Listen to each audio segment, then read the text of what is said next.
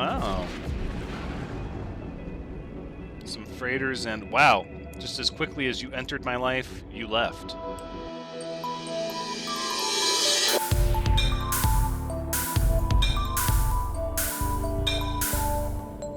Hello everyone, Thranxes here, and welcome back to No Man's Sky, episode 114, where I've just been looking at our inventory here, trying to decide what we're going to keep, what we're not going to keep, what we're going to do with all this stuff crammed in our inventory. I've been giving some thought to some of the comments that have said, hey, you should convert all this stuff to platinum and then ultimately nanites, and I like that idea in some regards, I don't in others. I think that, realistically, we should always have copyright in our inventory here. Oh, this is a hot mess. It is. We need more mordite, uranium, ammonia. We have dioxide and phosphorus on us. There's a sort of a hodgepodge of stuff going on there. These refined metals, though, we can use to make other things, in fact. Semiconductor and enriched carbon. Enriched carbon is radon and condensed carbon. So I need to start actually looking at what some of these things do. Heat capacitor is frost crystal and selenium.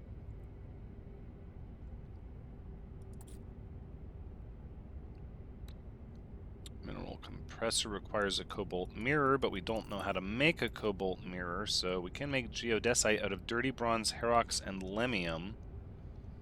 I'm tempted to start doing that and just start holding on to all of this geodesite,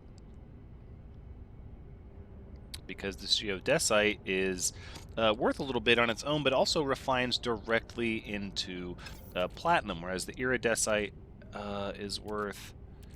No, that's 5 versus 4. It's worth about the same amount. Aronium, magnagold, and grantine. It also refines into platinum, but I don't know if I know how to craft that, which it doesn't look like I do.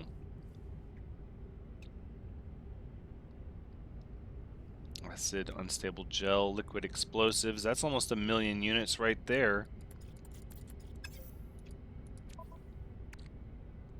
It is a lot to consider. It is a lot to consider. The hoarder in me, though, really wants to just hold on to it all until I've figured out the best usage for it. And I know that this indium is really just going to serve a singular purpose. This tetracobalt is a singular purpose. These are going to be sold for nanites.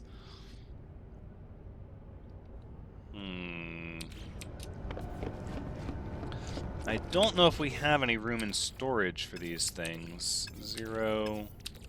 We can store 1 geodesite. 1 nitrogen salt.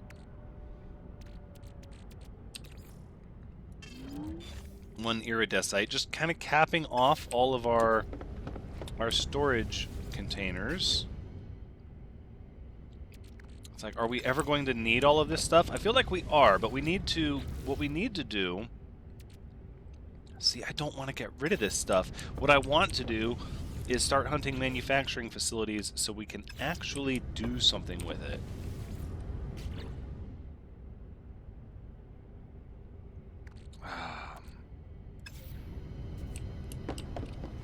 And we do need to start holding on to the quad servo motors. So maybe having all this nitrogen salt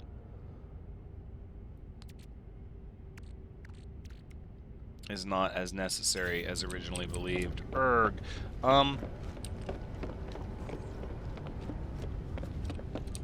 Okay, let's go to the local space station. And we might sell some of this. Maybe.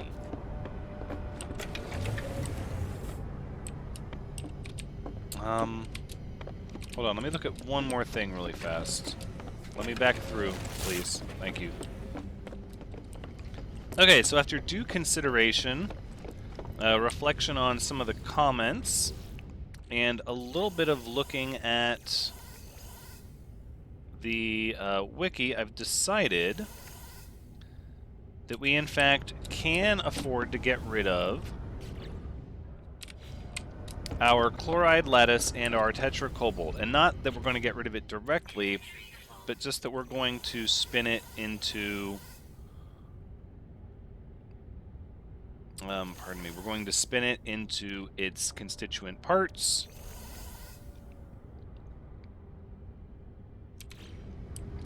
And sell it in mass. So tetracobalt is going to break down into ionized cobalt, which we really only need so much of. And the rest we can afford to sell.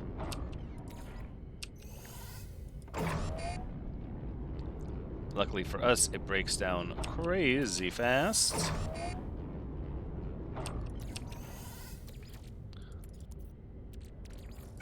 Well, we have a good bit of it. So this is actually a little bit of money right here, actually.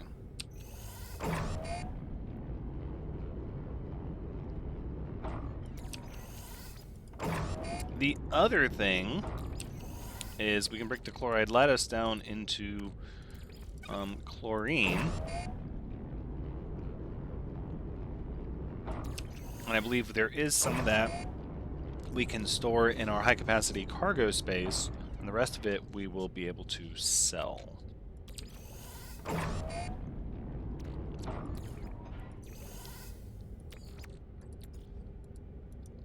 Was that all of the tetracobalt? It was. Okay. So we should have... Whoa! Look at all that ionized cobalt. I would like to keep a good 1,000 of it. That might be more than we need. But in any event, I would like to keep a good 1,000 of it. So...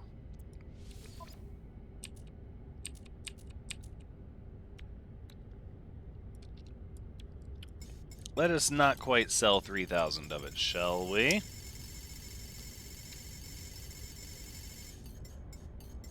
So we'll get just under 1 million units. That's not bad.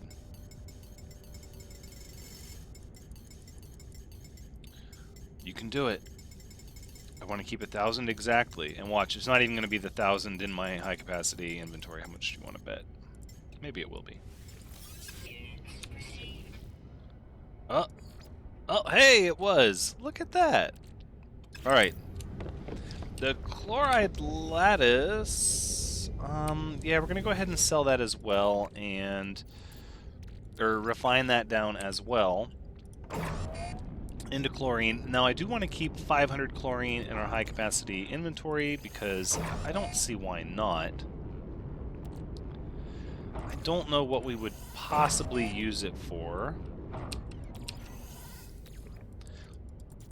But I feel like if I don't save at least 500 chlorine, then something's going to come along that says, oh, you need 500 chlorine, and I'm just going to be so disheartened that I had all of this readily available chlorine in my inventory.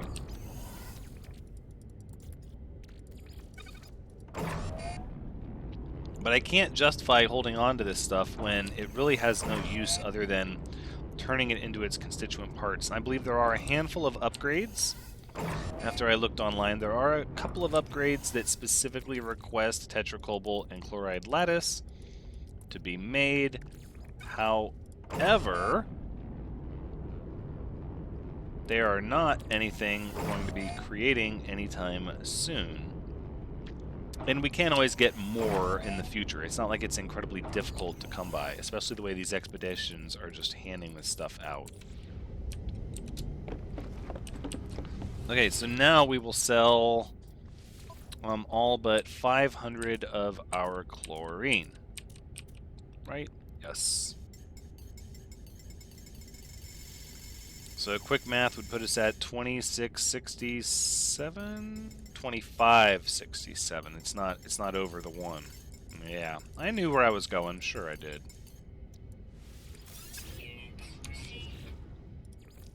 And there's our 500 chlorine. I accept this. Microprocessor Aronium. You're to be sold. Sold. You're planted. You're kept. You're going to be converted. Into chromatic metal, right? I feel like we're slowly drowning in chromatic metal, and we have this activated stuff. Okay, so perhaps then the real decision is to sell the indium out of our inventory. How much would that go for? 300,000. I mean, I don't really have a use for it otherwise. Okay, this is starting to look better. This stuff is still a little bothersome, but we're going to go throw it down into one of our starships. That's what we're going to do. Easy peasy. So let's go ahead and come over here to the hair dryer. And, oh look, there's more of this nonsense over here. Alright, let's take this out. Take that out, that's fine. We'll handle that soon. Huh, carbon crystal, you say?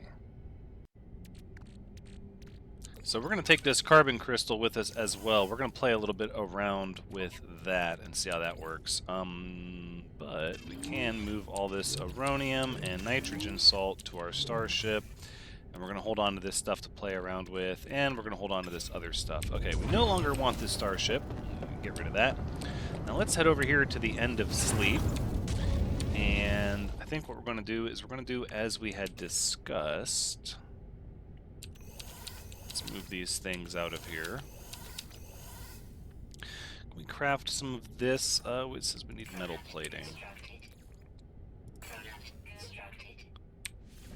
Okay, so we'll do that. We'll give ourselves 3. Let's go ahead and we're going to get rid of this phase beam. We'll dismantle that. We'll come over here. We'll put the phase beam here, or do we want to go with something different? There was some talk about maybe trying out other guns. Positron ejector, the cyclotron ballista. I've read mixed reviews on the cyclotron ballista. Concentrated bowl of charged particles at forward targets causing heavy damage. The charge is non-guided. Seems like that would be for... It feels like, just reading the description, that weapon is for, like, raiding freighters, and that's not really the direction I want to go. I've used the Infraknife accelerator, and as much as I want to enjoy this weapon, I do not. So then the only weapons really, in my mind, that are competing for a spot over the phase beam would be a positron ejector or potentially rocket launcher. Since I have to pick one for my exotic, I'm tempted to go phase beam on the exotic, and then maybe when we get a fighter, try out the different weapons on that. Stick with the phase beam on the exotic because I'm such a fan of the phase beam. I think that's the way we're going to do that. And then over here, I would like to actually put down my efficient thruster on this side so that it cannot be damaged, so that I can actually take off and land a little bit with this thing and not fear the issues. Because I like this ship, and I want to like this ship, and I want to fly around in this ship, so that's what we will do for now. These things, however, can be moved over here to my fighter.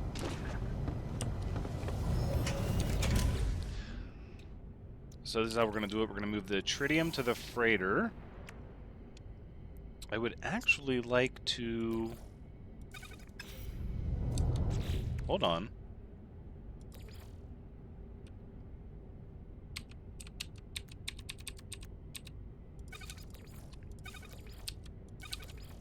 Take those to my exosuit, that to my exosuit, this, Herox, some pyrite. Okay, now from the exosuit over here, we're going to go ahead and send the gold to the starship, the silver, and really that's it. That is completely it.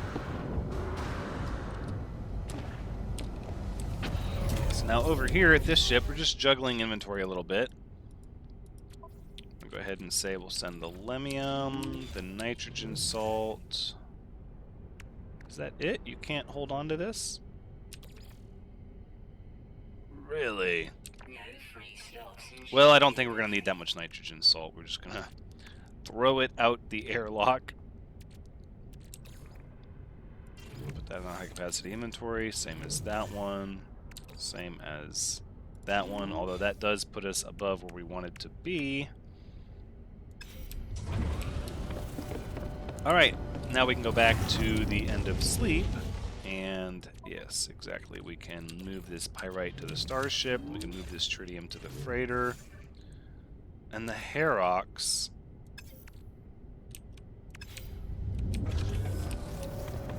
We need to get a high-capacity hauler, just so we have a place to store all this nonsense. What say you? Oh, you're holding all of this nonsense. Oh, okay.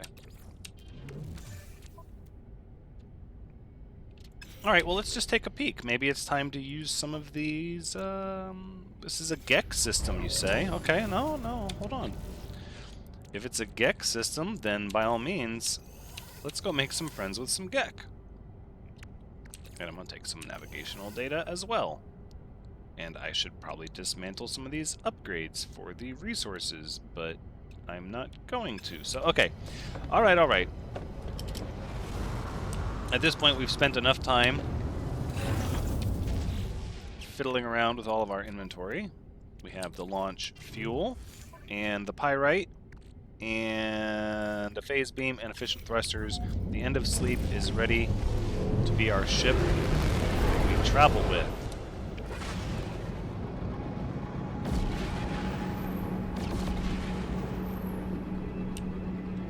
Oh. Some freighters and... wow. Just as quickly as you entered my life, you left. Walked out the door. No problem.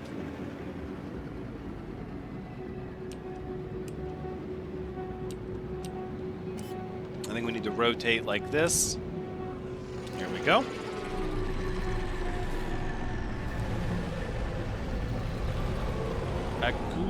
Akjubaja Hub. Sure.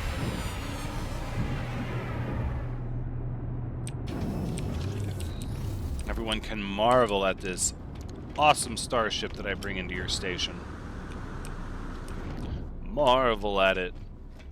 Marvel at it, I tell you. Alright, what sort of... the Shadow of Solemnity. Another pistol. Yeah, I'm gonna regret not buying that A-class rifle. I'm going to regret it hard, you watch. Let's see, do we have any... upgrade modules for starships. Yes. First things first, let us sell this photon cannon module and this underwater protection module. Thank you. Now, do you have a shield module?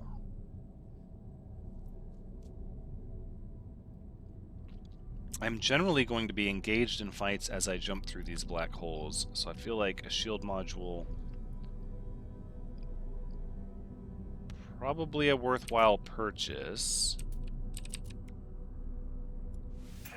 Let's do it. Let's do it.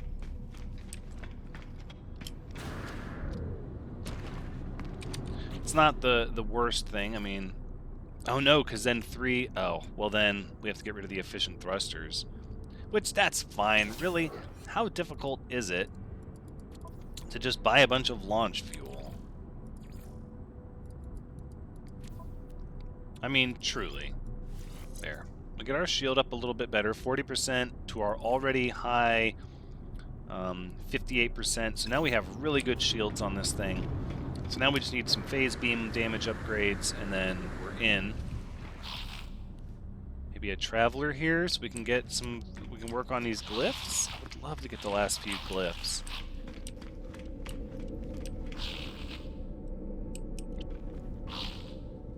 Okay. Let's take a peek really quick here to see if they have dihydrogen for sale. Look at all that platinum.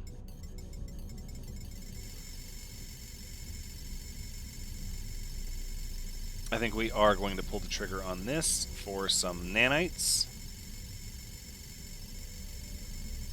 Yeah, that's probably good. Some uranium. I would like to at least get a stack of it in my inventory. guess it doesn't have to quite be a stack. It could just be close to it. Sodium nitrate. We probably need some more of that. I'm sure we've spent a couple technology modules. I'm just buying all of this stuff. I don't even know if I need it. Just getting to be so I don't want to say wasteful, but just spend happy. Just spending all of this money. Alright, let's speak with Specialist Uli. I'm sure you're nice enough, friend, but if you're not in the guild contract business, we've got nothing to talk about. Gek seems unimpressed with my credentials. Perhaps if I approve my affiliation with the Merchants Guild, I will gain the stranger's attention. That's a little odd, considering and I'm not trying to, like, you know, name drop. Maybe you've heard of me, but my standing in the Merchants Guild is an associate. Next rank will be senior.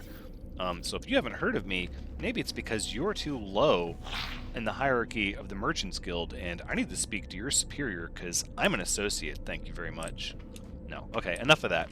Let's turn in our missions that we've already completed and that we held onto because we were smart about it. Get ourselves a couple of neural ducts, a few neural ducts actually. And then we'll get ourselves a high-capacity vector compressor. Take your time. Think about it. All right, what missions do you have available for me? Kill 2 predators. I will accept. Kill 4 sentinels. Easy peasy lemon squeezy. Take a photo on a tropical world. Yes, I like that. I'm looking for those anyways. Feed 4 creatures. I'm good with that. That's fairly easy. Scan 7 creatures. Also good with that. Thank you, thank you, thank you. Now, do you wish to speak with me? Stand by. We gotta wait for all these quests that I just bought to register. In the meantime, let's talk to Navigator Olfel.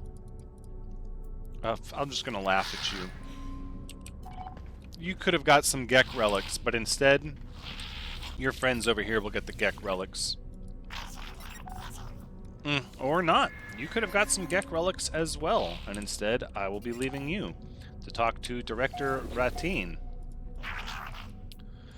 I will interrupt their concentration. Who wants Gek relics? Merchant Jubo? I will wave away the mist. Stop trying to off-gas your pheromones in my face. For real. Look at that ship. So impressive. Sales Gek Opetcoms. Would you like a... Yes, a Gek relic. I would like to give you more if you would accept them. I would like to give you more if you would accept them. Hold on, but wait, there's more. Gek relics. I would spread the wealth and give them to some of your companions. However,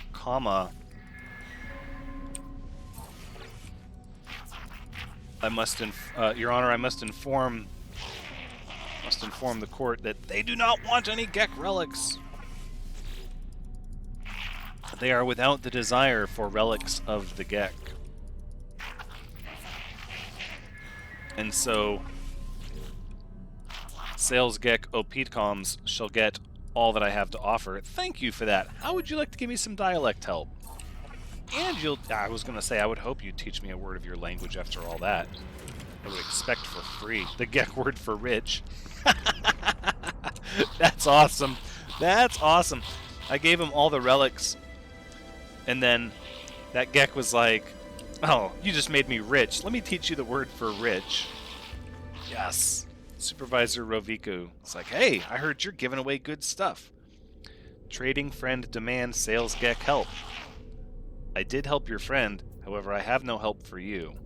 Gek nip. Oh. Request dialect help. The word for beak. What say you? Dialect help. The word for murderous. Ooh. How about broker edge? Walk away. I don't know. Get away from me with those weird smells and such. Okay, so without anything else to do there, we shall go back and speak with our Merchants Guild representative and progress along the story mission. Here's the one who's been making me rich. I know you, friend, the fearless traveler who's completed so many contracts for me and mine. Really? After doing 2? You didn't... No. Oh, you spoke with your supervisor. I get it. You actually called your supervisor down here and asked them who Thranxes was. That's good. Good on you. Good on you for doing that. Others fight wars with weapons and fear, but owning businesses, employing legions, well, you can change the world with power like that, friend. Tell me about the Gek history. I'm most interested in your history. History? Why would you care about that? Something is wrong with the Gek's voice. Okay, ask about the first spawn. Ask about the first spawn, the Gek Empire that once decimated galaxies and enslaved the Korvax species. Ah, friend, you've been talking to Vy'keen warriors, yes. Ever they hate Gek. Ever they slander us, refusing to forgive the past. Do not worry, all is well. All is at peace. I want to ask them if they feel guilt, but then to repeat my question, both of these are going to be off-putting. Yeah, sure, we'll ask them. Why do you persist, friend? The Gek are different now. Gek seek no harm, no malice. The Gek changed. How? How is always a better question than why. Must you know? Why do you care, friend? Okay, so, and this is an aside, we're going to break from the game for a minute and say, anytime you have to ask somebody a question, even if it's a question about that you want to say, why did you do that, you should ask them, how did they do that? Or how did they get to that thought process? Because in the phrasing of the word how versus why, you come across more as an interested peer than a reprimanding parent. Just case, just so my own little take on that. So yeah, we asked them how, they still responded, and look at their response. Why do you care? So they're coming back like, why do you care? Not how do you care, which is engaging and prompts a response from me, but why do you care, which is almost retaliatory and finger pointing. The Gek seems disturbed by my questions, asking why I care. Ah, see? It is clear that they do not wish to discuss the events of their species past. It is shame I see in their eyes, or something else. No, that's just going to be confrontational. I'm curious what they think about the Atlas, but I'm most curious about what the representation of 16 is. Don't, you understand? Don't you see it? It never ended. The Gek's face begins to twitch as they speak, a sickly sweet pheromone emerging into the air. Try to resist. I try to hold my breath, but it is too late. The Gek did not change. They invaded our souls. I blink and I am on Balaron itself, homeworld of the Gek. I stand within the center of the first spawn empire, witnessing events that occurred long ago. Specialist Uli stands next to me, watching what I watch, tears streaming down their face. I see enslaved Korvax move from Gek spawning pool to spawning pool. At each one, they cut into their own suits. Nanite clusters pool out, falling into the fluid of embryonic Gek. It is then that I finally understand the fall of the Gek, their conversion to the Atlas, their release of the Korvax. It was not redemption, it was revolution. Hundreds of Korvax sacrificing their immortality, mingling their nanite clusters with the unborn Gek.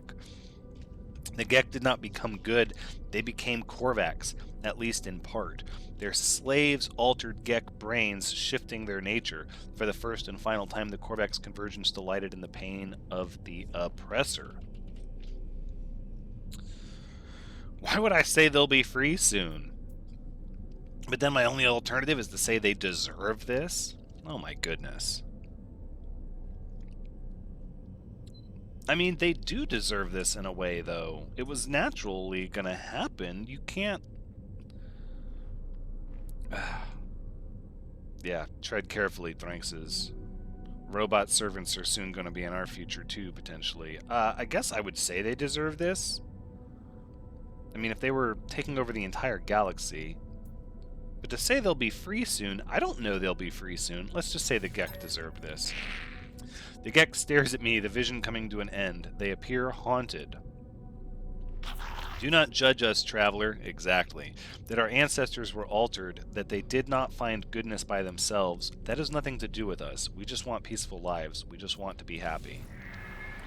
As I leave, I think through what I've learned. The Gek released the Korvax because their biology was altered. There was no spiritual revelation, no grand redemption. It was a switch in the brain, an alteration to a genetic code. I think of the simulation Nada showed me, their intended heaven for Artemis's soul. It was a false reality full of arbitrary and unseen rules. How is life any different? I'm troubled a little bit by what the ramifications of this actually mean. I'm curious to see what the next step in the storyline is. 1616, speak to Null. I have to say, the storyline of this game is actually rather compelling. I'm genuinely curious to see where it leads. There's a lot of philosophical, thought-provoking questions and decisions. While they don't seem to have too much of an impact on the actual gameplay, I'm able to forgive that because, as I said, it's still very thought-provoking. That's where we're going to wrap up this particular episode, though. This is where we're going to end No Man's Sky episode 114. Thank you so much for joining me. I do hope you've had a good time watching. As always, I've had a good time playing. Please be sure to come back next time, as we will radio Null and then maybe do some exploration of the planets in this system, hopefully finding some manufacturing facilities. But until next time, take care.